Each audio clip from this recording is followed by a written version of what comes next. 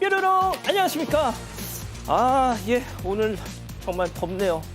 주말에는 더 덥다죠. 예, 좋습니다. 진실 추적자 사건 반장 시작합니다. 이 배우 송영규 씨 많이들 알고 계시죠? 예, 저분입니다. 송 씨가 음주운전 혐의로 검찰에 송치된 사실이 뒤늦게 알려졌습니다. 지난달 19일 밤 용인에서 5km를 만취 상태에서 운전한 혐의입니다. 혈중 알코올 농도는 면허 취소 수준. 현재 방영 중인 ENA 월화 드라마 아이쇼핑에 출연 중이고 연극 무대에도 오르고 있다는데, 자, 이게 만약 보도가 안 됐으면 모른 척하고 계속 할 생각이었던 건가요? 자, 오늘 출연자 소개 올리죠. 예, 오늘 마지막 방송인 백다혜 아나운서, 박지훈 변호사, 박상희 한국열린사이버대 교수, 최영진 시사평론가 나오셨습니다. 안녕하세요. 안녕하세요. 예, 50도 넘는 주방에서 땀 흘리면서 일하는 네 모습이 정말 대견해. 대전 서구 우기 뚝배기 사장 찬우가 힘내자 하신 김현진님. 예, 서울 동대문 커피숍입니다. 아주머니 두 분이 떡이랑 간식 잔뜩 꺼내놓고 몰래 먹고 있어요. 적당히 좀 하자 하신 김순옥님. 자, 어떤 젊은 여성이요, 자전거 타면서 전자담배 피우고 가네요. 하나만 하자 하신 노유리님. 자, 어제 서울 광진교 부근에서 차량이 전복되는 사고가 있었습니다. 저렇게요. 다행히 크게 운전자 다치진 않았더라고요. 모두 안전운전 하신 한창범님. 자, 양주의 김주연님, 황선혜님, 최승환님, 김유진님 모두 사랑합니다. 자, 재미는 물론 의리로 함께하는 아세사바뉴세이 750. 대한민국과 전 세계 동포 가족 여러분의 시선을 모아모아서 출발합니다.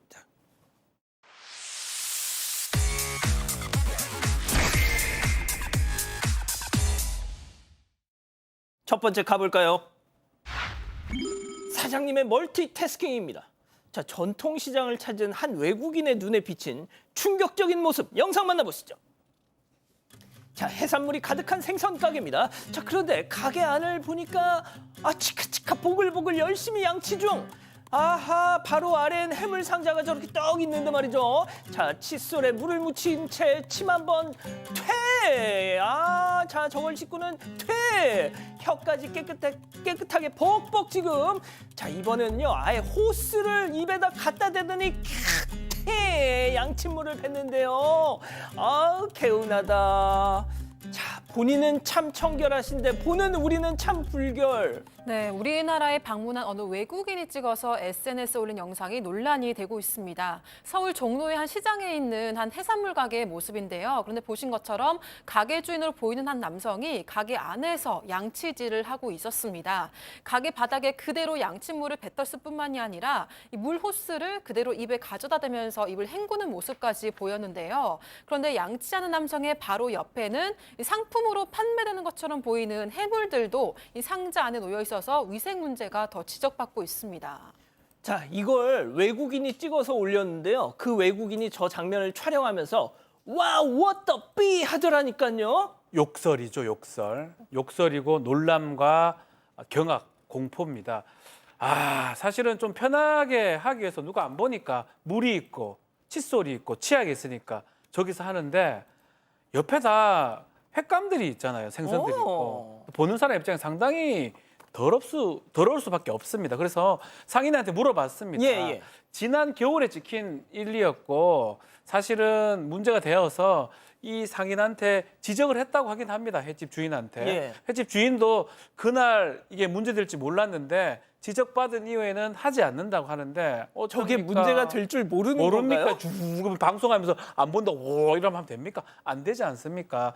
근데 문제는 이게 1,440만 팔로워 보유한 SNS 채널이 지금 올라갔습니다. 그래서 이거의 문제는 한국 망신을 시킨 겁니다. 한국에서는 이렇게 회 식당에서 양치질하고 뱉는다 이렇게 되는 거거든요. 부끄럽습니다. 예, 좋습니다. 다음 이어가죠. 옷장에서 옷 꺼내 입듯. 자, 무인 옷가게에서 벌어진 황당한 사건 제보 영상 만나보시죠. 자, 아무도 없는 가게에 들어온 여성, 휴대폰으로 동영상을 찍듯 왔다 갔다 이리저리. 자, 옷도 들어보고요. 어머, 이거 완전 내 스타일이잖아. 자, 거울 앞에서 저렇게 가서 외모 체크까지. 자, 잠시 뒤 매장에 있던 치마를 가져와서 저렇게 훌러덩 갈아입은 뒤에 막 이 가방 완전 내 거 저렇게 막 가방까지 지금 들면서 완전 내 거 지금 선글라스도 끼고 두리번 자 밖으로 나가는데요. 자 그렇게 매장을 자 보더니 가방 들고 또 매장을 나가는데요. 자 그런데 매장 밖에서도 한참을 저렇게 서 있다가 갑니다. 자 눈치채셨나요? 계산은 안 한 것 같은데요, 그죠? 네, 이 경기도 일산에서 제보자가 운영하는 무인 옷가게에서 있었던 사건인데요. 지난 20일에 오전에 혼자 매장에 들어온 한 30대로 보이는 여성이 왔습니다. 그런데 여성은 동영상을 찍는지 휴대전화를 들고 매장 안을 이리저리 돌아다녔는데요. 그러더니 매장에 진열된 스커트를 하나 들고 와서 갈아입고 나서는 선글라스를 끼기도 하고 가방까지 맸습니다. 그리고 쇼핑백에 본인 소지품과 의류를 챙겨서 밖으로 나가더니 그 매장 유리 앞에서도 계속해서 본인의 모습을 보다가 떠나갔다고 합니다. 아 교수님, 네. 무슨 자기 그냥 드레스룸 같아 저거. 도대체 왜 저러고 살아? 그러니까요. 너무 신나갖고 재밌어하면서 당연한 것처럼 자기 옷 입고 가는 것처럼 자기 물건 가져가는 것처럼 그랬어요. 그리고 그 와중에 또 비싼 선글라스랑 가방도 가져갔다고 합니다. 제보자께서 이 여성이 간 다음에 30분 후에 이제 가게에 도착을 해서 가방이 없어진 것 같은데 그러고 자세히 보니까 이제 없어졌어요. 근데 그 가격이 한 60만 원 정도 된대요. 아이고야. 다음 달 폐업할 예정이기는 하셨기 때문에 경찰에 신고는 안 했지만 아무리 생각해도 너무 괘씸하셔가지고 이렇게 사건 반장에 제보하셨다고 하셨습니다. 아유 신고하셔야죠. 그래도 예 좋습니다. 자 다음 이어가죠. 한강에 출몰한 괴생물체. 자 늦은 밤 한강에서 목격된 수상한 괴물체 충격적인 제보 영상 만나보시죠. 뭐야 저거? 아 무섭다 무서워. 왜 막 오는데 이쪽으로? 저게 뭐야?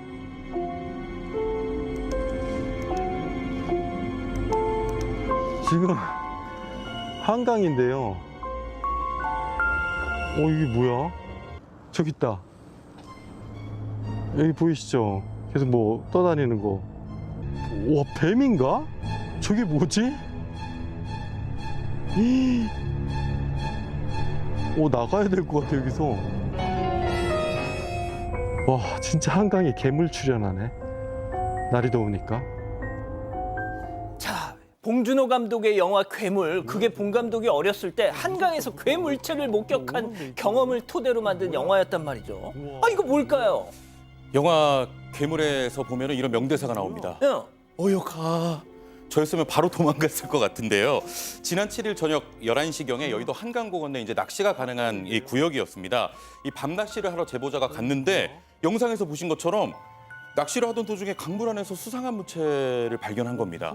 제보자에 따르면 수상한 거물 물체가 수면 위로 올라갔다 내려왔다 하면서 약 20분 정도 물속에서 헤엄쳤다고 하는데요. 더 무섭습니다. 이게 길이가 대략 10m 정도로 추정되고 두께가 사람보다 두꺼웠다고 합니다. 자 길이가 10m. 진짜 딱 봐도 이게 뱀 사이즈는 아니란 말이죠. 자 지난 7일이면 폭우가 내리기 전이니까 무슨 부유물 같은 것도 아닐 테고 안 되겠다. 박 변호사님이 감별을 좀 해주셔야 되겠네요. 자, 이거 사실 이렇게 똑같이 어떤 크기 또 어떤 두께가 있긴 합니다. 어떤가요? 우리나라에서는 없어야 되는데 아나콘다가 좀 저런 모양새를 갖고 그 아마존에 있는 게 한강까지 왔어요? 한강까지는 올 수 있는 상황이 아니거든. 많이 멀기도 하고요. 그래서 저 아나콘다는 아니기를 저는 바라기도 하고 뱀이라고 하기에는 상상이 좀 이렇게 크다고 봐야 되고 수달이나 뭐 그런 거로 치기에는 좀 길고 납득하기는 어려운데 그냥 부유물이라 하기에는 움직입니다. 헤엄치고. 움직여. 그래서 생물체인 건 맞는 것 같고요. 다만 이게 뭔지는 모르겠고 아는 사람 사건 반장에 제보해 주십시오. 예, 진짜 좀 아시는 분들 댓글을 좀 주시든지 연락 좀 주십시오. 아니 이제 사이즈가 커요 이게. 뭐 어떤 이 영상에는 수달 같다 이런 뭐 댓글이 많이 달리긴 했는데 글쎄요 수달 같으면 좀 고개라도 이렇게 가끔씩 이렇게 밖으로 내밀기도 했을 것 같은데. 좋습니다. 예, 마지막 사연으로 가보죠. 결혼하면 평생 일 안 해. 오늘 좀 예민한 주제입니다. 집단 지성의 판단을 받아보고 싶으시다면서 제보해 주신 사연 함께 들어보시죠. 안녕하세요. 30대 중반의 평범한 직장인 남성입니다. 제겐 같은 회사에서 만나서 5년째 연애를 해온 여자친구가 있는데요. 여자친구는 평소에 본인 성격상 결혼하면 일보다는 살림에 좀 더 집중하고 싶다고 말해왔습니다. 그래서 저도 임신하고 육아하는 동안에는 당연히 쉬는 게 맞다. 네가 원하면 경제활동을 강요하지 않겠다고 했는데요. 그런데 결혼 얘기를 구체적으로 나누게 되면서 여자친구 말이 바뀐 것 같습니다. 여자친구는 애를 낳으면 내 몸이 상하는데 그 정도면 평생 살림만 해도 충분하지 않냐면서 결혼하자마자 바로 일을 그만두겠다는 겁니다. 제가 그래도 무작정 안 하기보다는 상황에 따라야 하지 않겠냐라고 하니까 난 안 하기로 결정했다면서 큰 소리를 치더라고요. 여자친구네 집은 형편이 안 좋기도 하고 아버지는 항암 치료를 받고 계세요. 그러다 보니까 결혼 준비를 할 때도 집 마련이나 생활비 등은 전부 제가 모두 부담하는 걸로 정해왔는데요. 그런데도 여자친구는 당연하게 여기면서 나는 애 낳아주지 않냐, 너는 그 정도도 못 해주냐면서 불평만 하고 있습니다. 심지어 여자친구네 어머니가 살림을 잘하신다면서 엄마가 집에 와서 반찬도 해주고 애도 봐줄 거다, 용돈도 드려야 해, 이렇게 당연하게 얘기를 하더라고요. 그런데 이거는 본인 일을 친정어머니한테 미루는 것 아닌가요? 그러다 보니까 이제는 결혼을 다시 생각해야 봐야 될지 고민을 하고 있습니다. 제가 너무 계산적인가요? 아, 기다리고 기다리셨던 푸처 핸즈업 타임. 6천여 분의 우리 가족 여러분들 채팅창에 OX로 함께 참여해 보시죠. 먼저 사연자 남자친구입니다.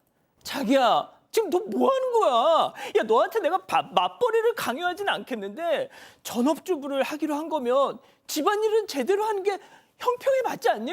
왜 어머님을 부르고 용돈을 드려야 돼? 아, 집도 내가 해, 생활비도 내가 내. 아, 그럼 너 뭔데? 애 낳아주지 않냐고? 애를 낳아서 주는 거야? 나한테 주는 거야? 네 애 아니야? 야, 결혼 관두자 동그라미. 좋습니다. 들어보세요. 다음은 여자친구입니다. 어머머머머, 너 이런 사람이었어? 다 해준다며, 책임진다며, 먹여 살린다며, 머리에 이고 다닌다며. 나 지금 갖고 논 거야? 진짜 계산적인 인간. 먼저 회사 때려치우라고 말하지 못할 망정 그걸 여자친구 입으로 말하게 만드는 너란 인간 진짜 핵실망. 그리고 여자들은 목숨 걸고 애 낳는 거야. 알긴 알아? 나도 너 싫어. 헤어져. X입니다. 자, 일단 최영진 평론가님부터요. 네, 일단 이거는 제가 봤을 때는 헤어져야 된다고 봐요. 그러니까 뭐 다른 이유보다도 이 여자친구의 태도가 굉장히 문제 같습니다. 너무 일방적이고요. 제가 결혼 생활을 해보니까 가장 중요한 건 균형과 협의거든요. 그러니까 왜냐면은 균형이 잠깐만요. 균형과 협치할 때 박 변호사님이 빵 터졌어요. 왜요? 왜? 뭐 정치입니까 이게? 결국 가정도 이렇게 같이 의사가 또 합치가 돼야 되고 뭐 합의가 돼야 되는 건데 어떤 의미냐면 균형이 굉장히 중요합니다. 제가 우리 부모님 용돈 한번 드리면요, 장인 장모님 한번 드려야 돼요. 우리 집 한번 놀러 가면요, 장인 장모님 댁 한번 들러야 됩니다. 근데 이거는 지금 남자친구가 다 용돈 드리고 다 하는 상황이고요. 그리고 아니 경제도 한 가정의 가계 경제라고 하면요, 서로 합의가 돼야 돼요. 지금 맞벌이 안 하면 요즘 또 힘들잖아요. 그래서 이런 것도 아니 좀 쉬고 싶다, 나 일 안 하고 싶다는 것도 결국 두 부부가 서로 합의가 돼야 되는 부분이에요. 이건 너무 일방적입니다. 어머, 격정적으로 얘기를 하시네요. 자, 교수님. 네, 저는 이 문제가 뭐 맞벌이냐 외벌이냐 누가 더 돈을 많이 버느냐 뭐 이런 문제가 우선적인 것 같지는 않아요. 문제는 이제 배려의 마음인 것 같아요. 근데 이 여성이 내가 살림을 정말 하고 싶고 집에서 난 아이만 키우고 싶고 우리 엄마 도움도 좀 받고 싶어, 이 얘기를 이 남편이 될 사람을 배려해 가면서 얘기를 해서 의논을 했다면 괜찮을 것 같아요. 근데 이게 아니라 나는 그냥 일 안 하기로 결정했어, 통보하고 큰 소리치고 나는 애 낳아주잖아, 우리 엄마 용돈도 드리기로 했어, 이런 식으로 얘기를 하면 이건 너무 배려심이 없기 때문에 결혼하기 전에 사랑에 빠져 있을 때도 이 정도면 결혼해서 이제 현실과 마주들었을 때는 어떻게 나올지 좀 걱정스럽습니다. 아니, 저는 여성들이 이제 임신이라는 게 정말 아까도 얘기한 것처럼 목숨 걸고 하는 건 맞는데요. 애를 낳아서 준다라는 표현이 말이죠. 저 표현이 좀 잘못된 것 같고요. 예. 조금 다른 관점이 또 있는 것 같아요. 이 여성의 이런 생각들이 뭐 만약에 남성이 동의를 한다면 저는 문제는 없다고 봅니다. 그렇게 여성 애 낳아줘 뭐 동의를 한다면 아무런 문제가 없는 건데 동의를 전혀 하지 않고 있어요. 같이 좀 했으면 좋겠고 좀 동등하게 협의해서 하면 좋겠다라고 생각하기 때문에 그게 지금 결정적 차이라고 봅니다. 뭐 틀리고 뭐 잘못됐고 이 문제보다는 두 사람이 의견이 일치돼야 되고 그게 안 맞으면 살아갈 때 많은 갈등과 막 부딪힘이 있을 것 같은데 지금 이제 고민을 하고 있어요. 이렇게 지금 좀 다시 고민을 해봐야 되나. 내가 계산된 게 잘못된 거 아닙니다. 두 사람이 다릅니다. 한번 심각하게 고민해 보셔야 될 것 같아요. 아, 심각하게. 자, 백다희 아나운서. 네, 저도 이 모든 상황을 무시하고 앞으로 계속해서 모든 걸 한 사람한테 다 맡기겠다고 이렇게 고집을 부리는 건 조금 무책임하다고 생각을 했고요. 백다희 아나운서 세게 얘기해요. 어차피 오늘이 마지막 번째죠. 욕해도 그래도 앞으로 욕해도 돼. 계속 일은 계속 해야 되기 때문에 네. 댓글도 보겠습니다. 제키님, 그 아이는 본인 아이는 아닌가요? 같은 여자로 이해할 수가 없습니다라고 하셨고요. 하모애님, 여성분 배려가 없습니다. 도망가세요. 통보하는 사람이라면 도망가세요라고 하셨습니다. 그리고 조윤아님은 요즘 외벌이는 힘들지 않나요? 이런 의견도 있었습니다. 예. 자, 제보 메일, 제보 카톡 많은 연락 기다리고 있습니다. 잠시 후 돌아옵니다. 채널 고정, 리모컨, 마우스, 톤터치. 맵식 캐롤라이나 리퍼의 화끈한 매운맛이 강렬하게 맵돌다가 시크하게 사라진다. 호시키 맵시크 치킨.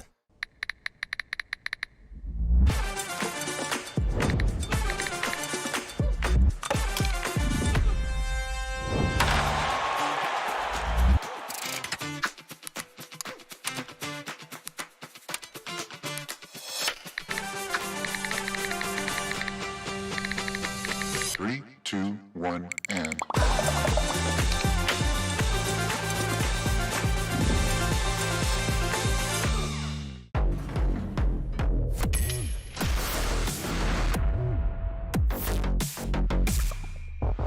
이런 피부, 그걸 왜 기다려?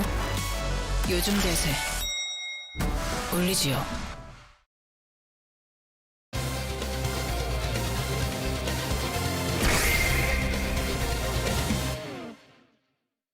역주행한 차량에 뺑소니를 당했다는 제보가 들어왔습니다. 당시 쓰러진 피해자를 두고 도주했던 가해 운전자의 몸에선 술 냄새가 났었는데 음주 뺑소니는 적용되지 않았습니다. 어떻게 된 일인지 알아봅니다. 자, 지난 4월 경기도 안성의 한 도로에서 앞서 보신 것처럼 교통사고를 당하셨는데 이 3개월 가까이 계속 답답한 상황이 이어지고 있다는 제보입니다. 먼저 사고 당시 상황 어땠는지 좀 설명 좀 해주시죠. 네, 영상을 보면서 설명해 드리겠습니다. 예, 영상 보여주시죠.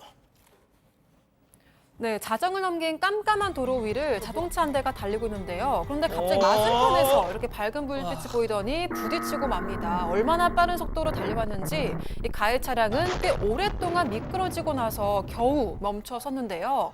이 사고가 난 도로는 보시는 것처럼 중앙분리대가 설치돼 있어서 가해 차량은 순간적으로 넘어온 게 아니라 한참 전부터 역주행을 했습니다. 이게 지난 4월 29일 자정쯤에 경기도 안성의 한 도로에서 발생한 사고인데요. 제보자는 지인과 함께 차를 타고 이동 중이었습니다. 늦은 시간이라서 도로는 엄청 깜깜한 상태였는데 그때 맞은편에서 밝은 불빛이 보이더니 갑자기 나타난 차량과 부딪히는 사고가 일어났습니다. 이때만 해도 설마. 네, 믿기지 않았겠죠. 예. 근데 역주행한 차량에 사고를 당한 건데 사고가 난 도로는 보시는 것처럼 중앙분리대가 세워져 있어서 아마 가해 차량은 한참 전부터 역주행을 한 것으로 추정되고 있습니다. 이 사고로 가해 차량과 피해 차량 모두 폐차할 정도로 이 차가 많이 망가졌는데 다행히 제보자와 동승자, 가해 운전자 모두 생명에는 지장이 없는 상태라고 하고요. 제보자 주장에 따르면 가해 운전자는 사고 직후에 어떠한 조치를 하지 않았다고 합니다. 그래서 오히려 제보자가 아픈 몰음을 이끌고 50m가량을 걸어가서 이 가해차 차량의 문을 두드렸다고 합니다.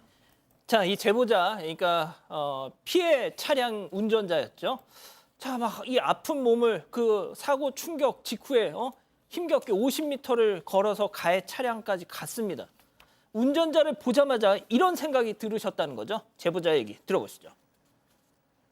일단은 이건 무조건 음주겠거나 하고 그 차에 갔는데 그제서야 내리시더라고요. 네. 근데 이제 그때 내릴 때도 이제 뭐 한마디도 저한테 괜찮냐 얘기 안 하고 그냥 누구랑 계속 전화를 하시면서 뭐 어떻게 하냐, 뭐 빨리 와라, 뭐 이런 말씀만 하시다가 이제 결국에는 뭐 제가 이제 화를 내면서 음주하셨냐 뭐 이랬는데 자기 음주 아니고 뭐 초보 운전이다 이러면서 저한테 소리 지르면서 제 말 다 무시하고 그냥 차로 들어가셨거든요. 음주라는 걸 확신할 수 있는 부분이 동승자도 같이 냄새를 맡았고 그리고 이제 눈이 좀 풀려 계셨어요.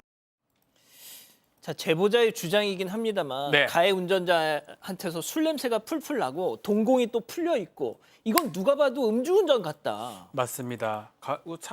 사고 직후에 거기 가보니까 봤답니다. 술 냄새도 나는 것 같고 뭐 옆에 있는 지인의 주장이긴 한데 냄새를 맡았다고 하기도 하고 중요한 거는 동공이라든지 옷차림이라든지 이거는 누가 보더라도 음주운전이다 이렇게 생각을 했다라고 하고요. 그래서 괜찮냐고 이렇게 말을 하니까 어떤 대답도 없이 누가 전화하면서 어떡하냐 빨리 와라 이런 말만 했다라고 해요. 아, 이 피해자 네. 제보자한테 괜찮으세요라고 이런 거 하지도 물어보지도 않고. 않고요. 그래서 결정적인 부분이 있습니다. 다가가서 이거 혹시 당신 음주운전한 거 아니냐라고 이 피해자 제보자가 말씀을 하니까 이 운전자가 하는 말이 좀 신기합니다. 어떤? 나 음주운전 아니라 초보 운전이야 라고 얘기를 했다고 해요. 큰 소리를 쳤고요. 그 후로는 더 이상 대화를 하지 않았다고 합니다.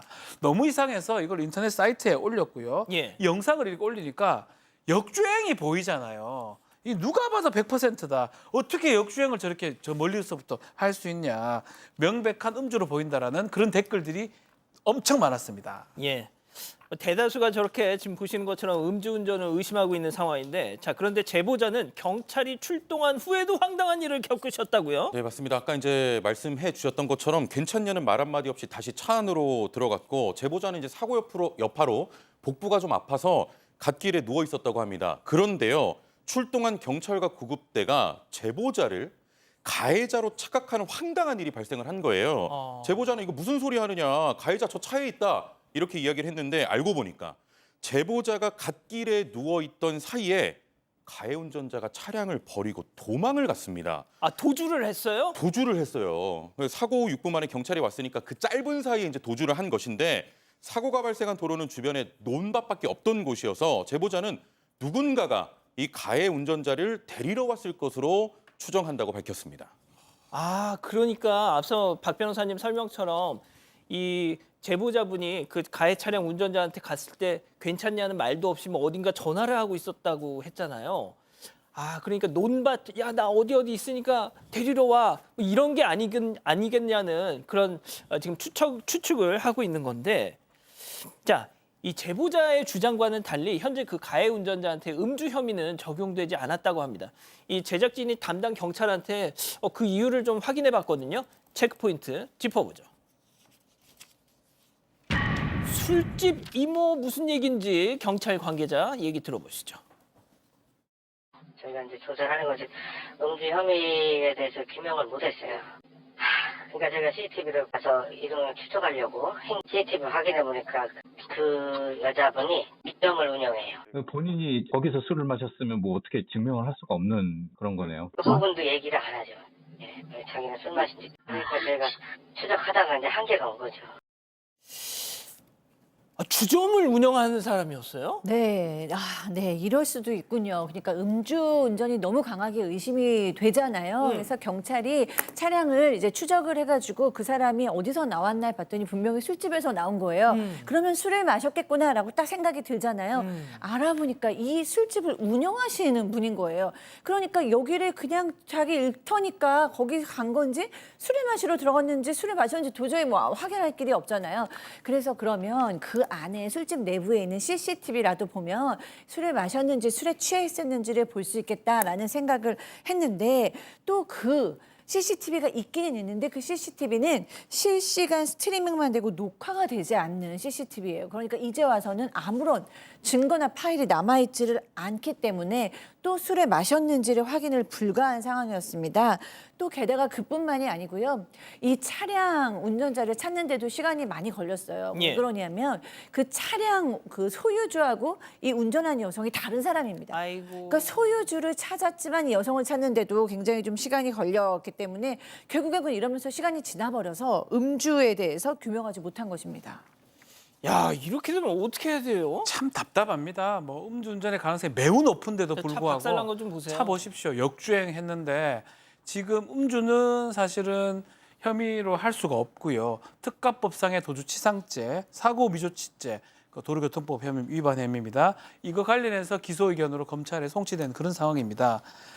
가장 중요한 거는 최근에는 그 식당이나 CCTV 이런 데 술 먹는 모습이 있으면 그 병들 다 계산해가지고 술 어느 정도 먹었는지 확인하거든요.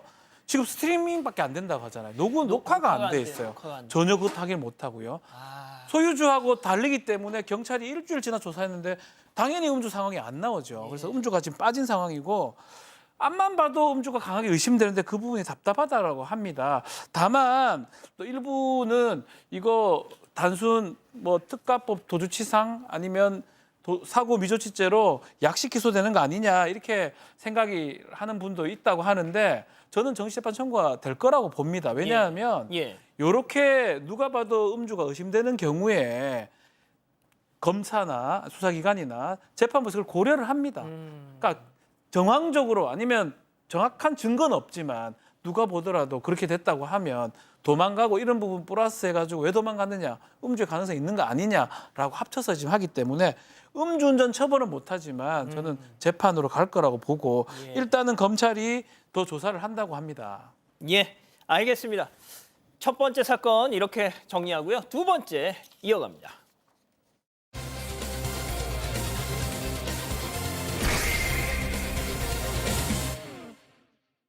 네, 여보세요. 아, 네네네. 배탈 나셨다고 전화하셔가지고 몸은 괜찮으세요?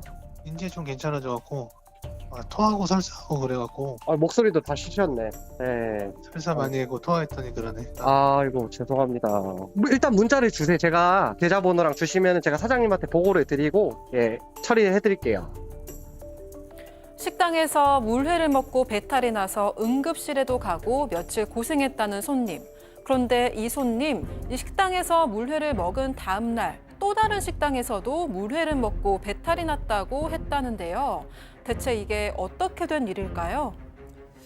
자, 요즘 무더위 때문에 식당 운영하시는 사장님들 아마도 이 손님들 식중독 걸리지 않을까 많이들 걱정하실 겁니다. 자, 그런데 이런 손님도 있으니 조심하셔라 차원에서 저희가 준비했습니다. 식당 사장님의 제보입니다. 네, 서울 마포에서 프랜차이즈 물회를 운영하는 사장님인데요. 지난 월요일에 이제 전화 한 통이 걸려왔다고 합니다. 이틀 전 그러니까 토요일에 식당에서 친구와 물회를 먹었는데 배탈이나 응급실에 다녀왔다는 내용이었다고 합니다. 일단 사장님은 죄송하다고 사과를 했고 손님이 지금은 약 먹고 괜찮다니까 일단 다행입니다라면서 저희가 일단 병원비를 좀 드리겠다라고 하면서 얼마가 나왔냐라고 하니까 응급실 비용은 16만 3천 원이 나왔다고 하는 겁니다. 이에 사장님은 그날 무슨 음식에 문제가 있었던 건지 알아야 되기 때문에 손님에게 몇 시에 뭘 먹었는지 그리고 카드 내역이 있는지 등을 물었는데요. 이 손님은 친구가 회사 카드로 결제했는데 애로사항이 있다 이렇게 이야기했다고 합니다. 뭐 배탈이 났다는 손님 말만 듣고 무작정 그냥 계좌 이체를 할 수는 없잖아요. 그래도 최대한 사장님은 뭐 다른 또 피해를 막기 위해서라도 이것저것 많이 물어보셨나 봐요. 자, 그런데 자, 이것저것 막 물어보셨습니다. 자, 지금부터 사장님 동의를 얻고 음성 변조 없이 그대로 그 통화 내역을 들려드리겠습니다. 사장님, 손님의 통화 내용 들어보시죠. 혹시 병원비 진료 내역은 혹시 없나요? 네, 따로 뭐 포함한 게 없는데. 진료 내역이 있어야지 저희가 할 수 있거든요. 잠깐만요. 네. 없네요. 그 응급실 다녀오신 기록이 있으니까 그 병원 한번 가셔가지고 죄송한데 진료비 내역서하고 까지 할 수는 없을 것 같아요. 병원 가려면은 또 일을 빼야 되는데 제가 일 빠지면 3, 40일 날아가니까 됐어요 그냥 어쩔 수 없죠.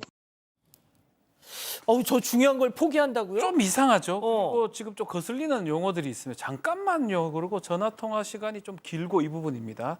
제 처음에 물어봤던 게 저희 매장에서 몇 시쯤 드셨을까요? 얘기하니까 그때가 몇 시였나? 잠깐만요. 결제 내역이 혹시 있을까요? 친구가 했나? 잠깐만요. 지금 연기하시는 연기입니다. 연기. 여기 좀 안 나왔기 때문에 내가 몇 시에 먹었더라? 라고 또 혼자서 중얼중얼거리고 그래서 결국은 지금 말했지만 병원비 얼마 나왔냐고 얘기를 하니까 뭐 따로 뽑아놓은 거 없다고 하다가 16만 또 3천 원 나왔다라고 또 하고요. 나중에는 또 잠깐만요. 뭐 뽑은 거 없습니다. 했다가 또 15초에는 없다고 또 얘기를 하기도 하고요.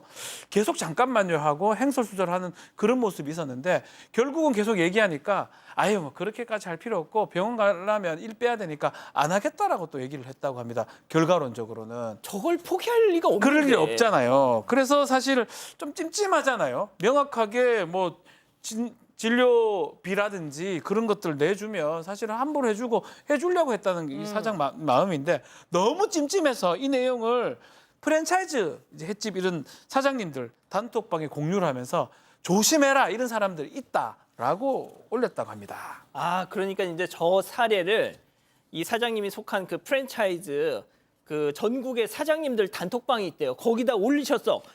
세상에 그랬더니 바로 다음 날 다른 지점에서 너도 야 나도 네, 그렇습니다. 저번에는 어제는 마포였는데 다음 날은 광명점이었어요. 광명점에도 똑같은 전화가 왔습니다. 그리고 이제 전화번호도 똑같고 똑같은 내용이에요. 배가 너무 아파가지고 토하고 화장실도 계속 가고 너무 힘들다라는 얘기를 했어요.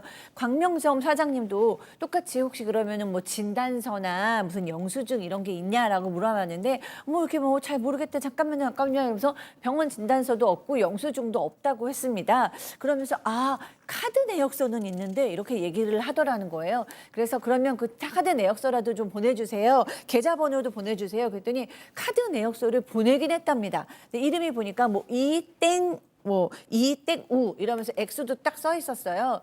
근데 그 회사 사장님께서 계속해서 어머 죄송하다 얘기하면서 같이 드신 친구분은 괜찮냐? 혹시 몇 시쯤 드셨냐? 그랬더니 그또 시간을 또 얘기를 못 하더라는 거예요. 그리고 나서 문자가 뚝 끊겼습니다. 그 순간 불현듯 떠오르는 일이 있으셨답니다. 자, 지금 그 사연의 주인공 이 프랜차이즈 광명점 사장님 이 손님과 통화를 하고서 문자를 주고받으면서 뭔가가 확 떠올랐다고 하는데요. 체크포인트 짚어보죠. 3년 전 목소리 광명점 사장님 동의하에 음성 변조 없이 전해드립니다. 들어보시죠.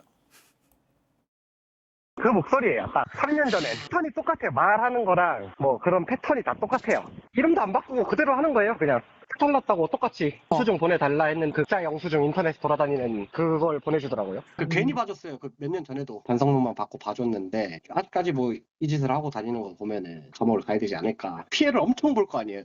저희야 이제 알고 있으니까 괜찮은데 혼자 하는 가게면 모르죠. 정보 공유가 안 되니까. 3년 만에 전화해서 똑같은 짓을 했다. 네, 3년 전에는 전화번호가 다르긴 했지만 사장은 그 목소리라고 확신을 했습니다. 말투며 수법까지 동일했다고 하고요. 그리고 결정적으로 이 3년 전에 사장은 손님이 음식을 먹고 배탈이 났다면서 16만 3,070원이 찍힌 병원 영수증을 보냈길래 이때는 사장이 이 계좌번호로 돈을 보내줬다고 해요. 당시 계좌번호 예금주 이름이 이모우였는데 이번에 카드 사용 내역이라면서 보내준 문자에도 똑같은 이름이 있는 거예요. 그래서 이게 같은 사람의 소행이구나 확신을 했다고 합니다. 심지어 그렇게 배탈난 손님한테 돈을 보내주고 한 달 뒤에 같은 사람한테 또 배탈이 났다는 연락을 받은 거예요. 그러니까 한 달 간격으로 2번이나 연달아서 사기를 당할 뻔했던 겁니다. 자, 교수님. 네. 진짜 인간적으로 한번 사기를 쳤으면 네. 좀 한 최소한 1년이라도 있어야 되는 거 아니야? 어떻게 한 달 만에 다시 전화를 해요 또? 제 생각에는 그때 자기가 사기친 그 지점인지 모르고 또 한 것 같아요. 그거 알았으면 그렇게 했겠어요. 근데 이 사장님께서는 이거 똑같은 일을 다 똑같이 하니까 이 사람 정말 배탈 난 게 아니고 사기꾼이구나 이런 이제 판단이 딱 드신 거예요. 그래서 그때는 이제 돈을 붙여주시거나 당하지 않고 당신 사기꾼인 걸 내가 알고 있다. 좋다. 내가 이제는 신고할 테니까 경찰서에서 만나자. 이렇게 강경하게 나가셨대요. 그랬더니 그때 정말 잘못했다. 제가 시키는 대로 다 하겠다. 한 번만 용서해달라. 막 이렇게 싹싹 비는 거예요. 그래서 그렇다면 자필로 반송문을 쓰고 그리고 부모님이랑 같이 와서 사죄를 하라 이렇게 얘기를 하셨대요. 세게 나가셨어요. 그랬더니 문자로 구구절절 저는 어머니와 둘이 사는데 어머니께서 몸이 안 주셔서 모시고 갈 수가 없습니다. 머리 숙여 사죄드립니다. 막 이렇게 얘기를 한 거예요. 그것도 거짓말일 수 있다라는 생각이 들었는데 어쨌든 그때 그 사기당한 돈을 또 주니까 괜히 또 또 이 사람 또 가게 해코지하고 이러니까 그냥 돈은 보내준다고 하니까 그거 받고 그냥 말자라는 생각이 들어서 그렇게 끝내셨대요. 근데 이번에도 그 똑같은 사람 목소리에 또 이렇게 사기를 당할 뻔하니까 아 그때 이 사람 정말 혼내줬어야 되는데 내가 실수했구나라는 생각이 드셨다고 합니다. 저희가 지금 시간 관계상 다 말씀을 못 드려서 그렇지 마포, 광명 외에도 다른 지점들, 다른 식당에서도 비슷한 전화 받았다는 사장님들이 그 단톡방에 막 얘기가 나도. 자, 다행히 금전적 피해를 입지는 않으셨지만 자, 일단 이거 신고가 여러 건 접수되면 처벌도 좀 세져야 되는 거 아닌가요? 그렇죠. 감춰진 범죄들도 있을 가능성이 높습니다. 3년 전에 했는데 그 중간에 안 했을까요? 했을 가능성이 높고요. 정보를 공유했기 때문에 다행히 피해를 안 입은 거라고 봐야 될 것 같습니다. 그리고 이제 마포점 사장님 말씀에 따르면 이렇게 횟집이라서 문제예요. 생물을 다루니까 계절적 증상 횟집에서 식사 후에 장염이 생길 가능성은 좀 있습니다. 그리고 여름이잖아요. 성수기 때 많은 사람들이 와서 먹기 때문에 어느 손님이 쉽게 특정이 안 됩니다. 아마 그런 것들을 악용한 것 같다라고 말씀을 하고 있고 특히 좀 놀랍던 게 3년 후에 전화했잖아요. 그때는 16만 원, 이번에는 18만 원을 달라고 왜요? 했대요. 물가 상승률을 고려해서 달라고 한 것 같습니다. 제 얘기가 아니고요. 그 광명정 사장님 말씀입니다. 또 그만큼 물가가 올랐으니까 횟값도 올랐거든요. 막 모둠에 대짜, 중짜 대짜 뭐 가격 아닌가 생각이 드는데 어쨌든 간에 이 교묘하기도 하고 좀 어리숙하기도 하고 이 사람 결국은 이제 신고를 했어요. 마포점도 마포점은 신고할 예정이고 광명점 사장님은 벌써 신고를 했습니다. 아마 상습적이거나 많다면 처벌의 가능성도 있지 않을까 생각이 듭니다. 그 이땡우잖아요. 지금 이 사람. 저희가 그 연락처를 사장님들한테 받았어요. 전화해봤자 받을까? 안 받겠지 싶어서 아이 뭐 연락까지 해보냐 우리가 하다가 저희 제작진이 그래도 혹시 몰라서 전화를 했어요. 받았습니다. 받았어요. 박 변호사님. 잠깐만요. 아니 근데 이 양반이 제가요? 받아가지고 뭐라고 저희 제작진이 그 선생님 좀 입장을 좀 듣고 싶다 했더니 이 통화를 왜 해야 되는지 모르겠습니다 하면서 끊더래요. 와. 이유를 왜 몰라 왜? 알 것 같은데 본인은 알 것 같은데 또 받는 것도 놀랍습니다. 그 정도로 참 이게 철두철미한 건지 어설픈 건지 하여튼 그 중간에서 왔다 갔다 하는 사람 아닌가. 어쨌든 간에 경찰에서 사기죄로 조사를 받을 것으로 보입니다. 예. 자, 두 번째 사건 이렇게 마무리하고요. 별별 상담소 이어갑니다.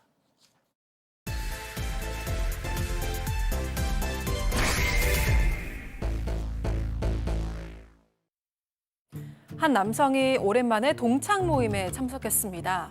분위기가 시끌벅적, 웃음소리가 끊이질 않는데요. 그런데 남성의 시선이 한 여성에게 꽂힙니다. 두 사람은 자연스럽게 대화를 나누며 점점 가까워지는데요. 하지만 그날 밤 일을 깊이 후회한다는 남성. 대체 무슨 일이 있었던 걸까요? 예, 실제 사연을 당사자 특정을 이유로 일부 각색했다는 점 먼저 말씀드릴게요. 자, 오늘은 널 믿었던 만큼 난 내 친구도 믿었다는 한 남성분의 사연입니다. 네, 오늘 사연 주인공은 50대 남성입니다. 이 남성에게는 30년 지기 친구가 있어요. 이 친구는 결혼식 때 사회에도 봐주셨고요. 사실은 그 아내를 소개시켜준 사람이기도 했습니다. 20년 전에 아내를 소개받고 결혼을 했어요. 그런데 이 아내가 집안이 좀 사정이 좀 녹록지가 않았어요. 왜냐하면 장모님은 지병이 있었고 장인어른 역시 사고를 크게 나서 이제 교통이 불편한 상황이었습니다. 결혼을 했는데 아내가 우리 부모님께 매달 생활비를 좀 드리고 싶어라고 부탁을 했어요. 이 남성은 어렸을 때 이제 부모님을 여의었거든요. 그래서 아내의 마음이 너무 와닿아서 그러자라고 얘기를 해서 외벌이지만 20년 동안 이렇게 장인 장모님께 생활비를 지원을 했어요. 장모님이 돌아가신 후에도 장인 어른께 매달 80만 원씩 생활비를 드렸고 그 외에도 병원비도 챙겼습니다. 자, 무려 20년 동안 장인 장모님을 저렇게 극진하게 챙겼는데 이 남편에게 돌아온 건 배신이었다. 네, 사연자는 대학생 때 이 부모님이 돌아가시고 나서 여동생과 서로 의지하면서 지내왔다고 합니다. 그런데 여동생이 결혼하고 나서 남편이 외도를 하면서 이혼을 당했다고 하는데요. 그런데 전업주부였던 여동생은 재산 분할도 제대로 받지 못하고 세 자녀의 양육권만 받아서 나왔다고 합니다. 그런데 이 매제가 양육비도 제대로 챙겨주지 않았다고 합니다. 그래서 사연자가 고민하다가 아내한테 20살인 큰 조카의 대학 등록금이라도 좀 내가 도와주고 싶다 이렇게 얘기를 했는데 그 아내의 반응이 단호했었습니다. 어떡해요? 아픈 부모님도 아니고 왜 조카 등록금까지 우리가 챙겨야 되냐 이렇게 얘기를 하면서 여동생이 뭐 투잡을 뛰든 쓰리잡을 뛰든 알아서 하라고 해 이렇게 좀 차갑게 반응을 했다고 합니다. 야, 박 변호사님, 이 신우이한테 너무한 거 아니에요, 이거? 야박한 모습입니다. 그래서 갈등이 좀 있으니까 이 갈등을 해결하기 위해서 좀 중재자가 한 명이 등장했는데 이 사람은 30년 지기 소개해줬던 친구입니다. 친구가 와서 두 사람 손잡고 카페에 가서 대화를 좀 풀자라고 얘기를 했고요. 여러 가지 얘기를 좀 했던 것 같아요. 뭐 친구도 있으니까 거기 자리에서 이 사연자는 나 너무 섭섭하다. 내가 사실은 장인 장모님한테 20년간 2억 썼다. 내가 정말 쓸 만큼 다 썼다라고 얘기를 하니까 또 아내는 뭐 돈 많다고 자랑하냐라고 얘기를 하면서 아내 얘기를 좀 합니다. 당신은 부모가 일찍 돌아갔었기 때문에 내 마음 모르잖아. 나도 좀 시부모가 있으면 좋겠다. 당신은 개천의 용이다. 뭐 이런 얘기를 했다고 하고요. 어허, 이런. 성질을 건드린 얘기를 좀 했습니다. 약점 같은 얘기를 했는데 문제는 친구가 급기야 얘 아내 힘든 거 맞다. 네가 잘못한 거 맞다. 라고 하면서 아내의 편을 들어줬다고 합니다. 저렇게 삼자가 있는 자리에서 중재를 하는 척하면서 야, 형진아, 재수 씨 말이 맞아? 이랬다는 거 아니에요, 지금? 예, 맞습니다. 결국 사연자는 이제 한 발 물러섰다고 합니다. 여동생 외면한 채 장인 어른에게 예전처럼 꼬박꼬박 용돈을 생활비를 또 보내줬다고 하는데요. 하지만 마음은 달랐어요. 아내에 대한 실망 그리고 괴로움 이런 가슴이 좀 짓눌렀다고 합니다. 그러던 어느 날 사연자는 오랜만에 고등학교 동창 모임에 나가게 됐는데요. 거기서 학창 시절 첫사랑이었던 여성과 만나게 됐습니다. 여성은 몇 년 전 이혼을 한 상태였는데 술을 마시다 보니까 점점 가까워졌고 안 돼. 결국 그날 밤 함께 모텔까지 가게 됐습니다. 하지만 방 안으로 들어선 순간 이건 아니다 싶어가지고 여성에게 사과를 한 후에 바로 나왔다고 하는데요. 아, 다행이네. 예, 비록 아무 일 없었지만 모텔에 함께 들어간 자체만으로 큰 후회를 했고 고민 끝에 이 30년 지기 절친에게 이 사실을 털어놓으면서 아내에게 고백하겠다 이렇게 얘기했지만 그 친구는 야, 네 아내 성격 모르냐? 그냥 죽을 때까지 가슴에 묻어라 이렇게 또 충고를 했다고 합니다. 아, 그러니까 그 동창하고 숙박업소에 갔다가 이제 나왔던 이 얘기를 아내한테 이실직고를 할까 했더니 야, 인마 너 재수 씨 성격 몰라 하면서 그걸 만류했다는 거죠? 네, 근데 얼마 뒤에 아내가 당신 바람핀 거 나 다 알고 있다 이렇게 얘기를 한 거예요. 그래서 사연자는 이 동네가 워낙 좁다 보니까 동창 중에 한 명이 이야기를 했거나 혹시 모텔로 들어간 모습을 아내가 봤나 이렇게 생각을 했었습니다. 그런데 사연자는 내 잘못을 인정하지만 상상하는 그런 일이 없었다고 적극적으로 해명을 했어요. 하지만 아내는 받아들이지 않았고 강하게 이혼을 요구를 하기 시작을 했습니다. 결국 사연자는 당시 살고 있던 50평대 아파트를 넘겨주는 조건으로 합의 이혼에 응할 수밖에 없었고요. 이후 사연자는 고등학생 딸의 양육비도 꼬박꼬박 보냈지만 아내가 이제 무슨 낯짝으로 애를 보러 오냐면서 만나지는 절대 못하게 했다고 합니다. 이게 사연자를 그렇게 옹호하고 싶은 상황은 아니긴 하지만 자, 어쨌든 그런데 얼마 뒤에 충격적인 또 소식이 전해졌다면서요. 네, 맞습니다. 그로부터 1년 뒤 아내가 재혼을 한다는 소문을 좀 듣게 됐습니다. 그런데 더 충격적인 사실, 바로 재혼 상대였습니다. 누구요? 다름 아닌 아내를 소개해준 자신의 30년 지기 친구, 그 절친이었던 겁니다. 그 중재했던 사람. 맞습니다. 가운데 앉았던 사람. 그 가운데 앉았던 사람이에요. 두 사람은 이혼 후 연락은 뜸하긴 했지만 그 어떤 낌새도 없었다고 하는데요. 결국 사연자는 분노를 참지 못하고 두 사람을 찾아가서 따져 물었어요. 하지만 돌아온 건 아내의 차가운 반응이었습니다. 바람핀 주제에 내가 누굴 만나든 무슨 상관이야? 라고 따졌던 건데요. 게다가 옆에 있던 친구 역시 난처한 얼굴로 오해하지 마. 그냥 위로해주다 그렇게 된 거야. 라고 변명을 했다고 하네요. 야, 20년을 함께 했던 이제는 전처가 되긴 했습니다만 그러니까 전처가 아내가 내 20년을 친구의 내 절친의 예비 신부가 지금 된 겁니다. 자, 이 사연자 남편 역의 박지훈 변호사, 전처 아내 역에는 박상희 교수 그리고 이 제일 그 가운데서 중재했던 그 30년지기 최영진 평론가 준비했습니다. 별별 극장 레디 액션. 와, 야, 이혼 1년 만에 그 내 친구랑 결혼한다고? 너그 둘이 대체 언제 만나노? 당신은 입이 10개라도 할 말이 없어. 우리는 떳떳하거든. 이 사람이 당신보다 100배는 나. 너희들 혹시 내 바람핀 거 이 다 말하는 거 아이가? 아야, 그게 지금 와서 그렇게 뭐가 중요해? 중요하지. 아이, 기왕 이렇게 된 거 친구야, 우리 응원 좀 해주라. 야, 응원 좀 해줘. 야, 혹시 내 살던 그 집에 네 들어간다 이 말이가? 이 친구 만나니? 친구야, 잘 들어. 이미 들어가서 살고 있어. 와. 그렇지만 지훈아, 나 다혜한테도 진짜 아빠처럼 잘할게. 와, 이 돌겠네 진짜. 당신은 정말 최고의 아빠야. 뭐 사랑하나 둘이? 나 또 환장하겠네. 와, 박 변호사님. 네. 전 기분 나쁘네. 열연 중에 질문 드려서 죄송합니다. 네. 예. 아니 근데 이게 결국 그 모텔에 들어갔던 그 상황을 얘기해 준 게 30년지기 친구였어요. 그런 것 같아요, 아마도. 근데 이제 사실은 지금 제보자 어떤 뭐 얘기긴 하지만 모텔에 들어간 것만 뭐 별다른 일이 없었기 때문에 이거를 외도라든지 부정행위라고 보기엔 사실 어렵거든요. 또 그렇다고 해가 또 이걸 또 알려줬다고 했는데 이거를 무슨 다른 범죄라든지 그 중재자 30년 친구 또 묻기도 어렵습니다. 어쨌든 간에 박 변호사님. 안타까운 상황이긴 한데 뭘 물을 상황은 아닌 것 같아요. 그리고 이혼한 뒤에 저렇게 네. 눈이 맞아서 한 거라면 그게 뭐 또 잘못도 아니잖아요. 그러니까요. 제가 말씀드리는 거는 이혼하고 1년이 지나서 지금 뭐 했다고 하니까 그걸 갖고 뭐 무슨 잘못을 묻기에는 도덕적으로 뭐 비판을 할 수는 있지만 조금 법적인 어떤 문제점은 적어 보입니다. 교수님, 시간이 좀 짧아서 그런데 네. 짧게 정리 좀 네, 뭐 다 좀 안타깝기는 한데 저는 이 친구의 작업이지 않았나 싶고 여러모로 봤을 때 친구가 좀 교활하고 이중적인 사람 같습니다. 마음은 아프지만 이제 뭐 미련도 두시지 마시고 그냥 보내셨으면 좋겠고 다만 아이의 아빠 친부로서의 역할만 좀 잘하시는 게 좋지 않을까 싶습니다. 그러니까요.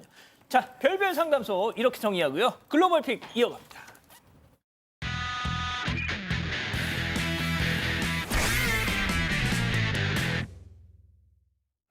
네, 침팬지 한 마리가 이렇게 바닥에 벌러덩 누워 있습니다. 너무 더운 날씨에 지쳐버린 건데요. 네, 그래서 침팬지가 생각해낸 방법, 바로 부채질입니다. 어디선가 가져온 이렇게 종이를 벅하게 흔들면서 바람을 일으키고 있죠. 그자 조금 시원한지 이렇게 입을 쩍 벌리면서 더 열심히 팔을 흔들고 있습니다. 똑똑하네. 네, 이 침팬지는 중국에 살고 있는데요. 전국적으로 40도를 웃도는 폭염이 지속되고 있다고 합니다. 영상이 전해지고 40도에 털옷을 입은 거 아니냐, 선풍기라도 달아줘라 이런 반응이 줄을 잇고 있다고 하네요. 그렇죠. 털옷이죠. 다음 이어갑니다. 자, 앞선 차량이 한적한 도로를 달리는데요. 순간 옆에서 흙이 와르륵 쏟아져 내립니다. 앞차가 중앙선을 넘어 피하는 걸 마지막으로 흙더미가 와르르 쏟아져서 도로를 점령해 버리는데요. 이쪽뿐만 아니라 반대쪽 차선까지 완전히 가로막혔습니다. 우리나라 오산에서 벌어졌던 그 맞습니다. 상황입니다. 며칠 동안 이어진 폭우 때문에 토반이 약해졌는지 옆산에서 흙이며 암석이며 나뭇가지 모조리 쏟아진 겁니다. 목격자 말로는 저 앞차는 간발의 차이로 산사태를 피했다고 하고요. 부상자도 없었다고 합니다. 정말 기적이라고 밖에는 설명할 수가 없을 것 같습니다. 예, 다음 이어갑니다. 네, 차들이 평화롭게 고속도로를 달리고 있습니다. 이때 경비행기 한 대가 도로 한가운데 수직으로 떨어집니다. 설마. 네, 순간 불길이 확 오르니까 빠르게 달리던 차들이 얼른 뚫고 지나가는데요. 급하게 멈춰선 차량 앞으로 검은 연기가 끝도 없이 쏟아오르고 있습니다. 설마. 차를 직접 덮친 게 아니라서 도로에 부상자는 없었지만 비행기를 몰던 70대 운전자와 동승자 총 2사람 모두 안타깝게도 모두 사망했다고 합니다. 아이고야. 우선 경찰 측은 비행기가 추락한 구체적인 원인을 조사 중이라고 합니다. 자, 마지막 영상 이어갑니다. 자, 웬 남성이 인도에서 오토바이를 드릉거리면서 좀 장난을 치는 모양새인데 이때 앞바퀴를 확 들리더니 앞으로 돌진을 해요. 중심을 잃은 남성이 그대로 약국 유리창을 들이받아 버린 겁니다. 깨진 유리 조각 위로 넘어지기까지 했죠.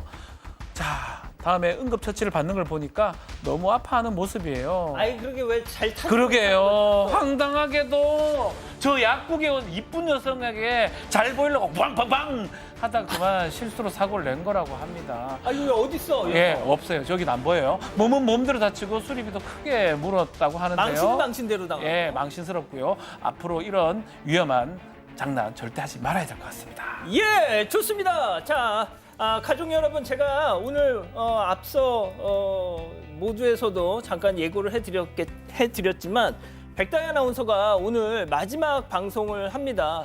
그래서 백다희 아나운서가 우리 가족 여러분들한테 준비한 또 마지막 인사가 있다고 하니까 잠깐 좀 들어보시죠. 네, 가족 여러분 그동안 정말 감사했습니다. 가족 여러분 덕분에 행복하게 일할 수 있었고요. 모두 매일 무탈하게 또 평안하게 지내시기를 정말 진심으로 소망합니다. 저는 더 좋은 모습으로 인사드리겠습니다. 기쁜 일들만 가득하게 맞이하시면서 앞으로 가족 여러분과 함께하게 될 김하은 아나운서도 따뜻하게 맞아주세요. 감사합니다. 예, 우리 백다희 아나운서가 마지막 클로징도 한번 해보시죠. 네, 예. 사랑하는 사건반장 가족 여러분 시원한 주말 보내시고요. 저는 없지만 사건반장은 다음 주 월요일에도 사반 750 저녁 7시 50분에 다시 옵니다. 안녕히 계세요.